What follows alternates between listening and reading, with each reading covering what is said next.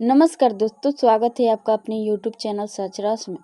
दिल्ली के ऐतिहासिक लाल किले के पास हुए धमाके की जांच में कई चौंकाने वाले तथ्य सामने आए हैं। इस ब्लास्ट के कई किरदार बेनकाब हो चुके हैं। पुलिस ने अब तक 6 ऐसे डॉक्टरों को पकड़ा है जिनके तार आतंकी मॉड्यूल से जुड़े रहे हैं।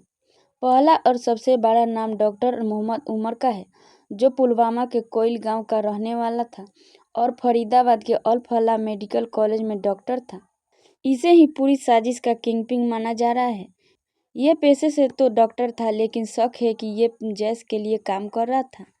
जिसे I-20 कार में धमाका हुआ, उसमें उमर सवार था और धमाके से थोड़ी देर पहले तक भी वो उसी कार में नजर आया। पिछले 2 साल से वो फरीदाबाद के अल फलाह अस्पताल में डॉक्टर का काम कर रहा था। 2 महीने पहले वो कश्मीर आया था। परिवार का कहना है कि उसे इसकी भनक तक नहीं थी कि वो इन गतिविधियों में शामिल था, लेकिन वो इस फरीदाबाद टेरर मॉड्यूल का हिस्सा था। ये कहा जा रहा है कि साथियों की गिरफ्तारी के बाद घबराहट में उसने धमाका किया। कार उसके नाम पर थी, जो तारीख से खरीदी गई थी। अब DNA टेस्ट से पुष्टि होगी कि कार में वही था और उसने ये सुसाइड हमला किया क्यों। दूसरा और बेहद अहम किरदार डॉक्टर आदिल राठौर। ये कश्मीर के काजीगुंड कुलगाम का रहने वाला है। इसने GMC श्रीनगर से MBBS किया और अनंतनाग GMC में सीनियर रेजिडेंट डॉक्टर था। फरीदाबाद मॉड्यूल और दिल्ली धमाके की कहानी अक्टूबर महीने से शुरू होती है, जब श्रीनगर में जैश-ए-मोहम्मद के पोस्टर लगाने की जांच शुरू हुई थी। डॉक्टर आदिल अक्टूबर 2024 के बाद प्राइवेट हॉस्पिटल में काम कर रहा था। उसकी गिरफ्तारी और पूछताछ के बाद अनंतनाग मेडिकल कॉलेज में उसके लॉकर से AK-47 बरामद हुई। उससे ही मॉड्यूल के मास्टरमाइंड और उमर मुजम्मिल की जानकारी मिली। डॉक्टर आदिल टेलीग्राम पर रेडिकलाइजेशन और फंडिंग में शामिल था। आदिल फिलहाल जम्मू कश्मीर पुलिस की हिरासत में है। साजिश का तीसरा किरदार है डॉक्टर मुजम्मिल, और ये भी डॉक्टर उमर की तरह ही पुलवामा का रहने वाला है। मुजम्मिल जम्मू कश्मीर पुलिस की हिरासत में है। 35 वर्षीय का ये MBBS डॉक्टर फरीदाबाद की अल फलाह यूनिवर्सिटी के school of medical sciences and research centre में असिस्टेंट प्रोफेसर के तौर पर काम कर रहा था। उसने फरीदाबाद के धौज और फतेहपुर टांगा गांव में 2 किराए के मकान लिए थे। वहीं से 29 किलो विस्फोट और हथियार बरामद किए गए।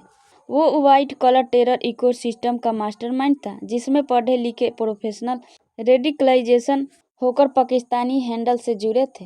फरीदाबाद मॉड्यूल जैश और अंसार गजवत उल हिंद से जुड़ा था। फंडिंग पाकिस्तानी से टेलीग्राम चैनल्स और क्रिप्टो के जरिए आती थी। डॉक्टरों के इस आतंकी नेटवर्क की चौथी किरदार है डॉक्टर शाहीन, जो लखनऊ के लालबाग की रहने वाली है और अल फलाह हॉस्पिटल में काम कर रही थी। डॉक्टर मुजम्मिल इसी की कार का इस्तेमाल करता था।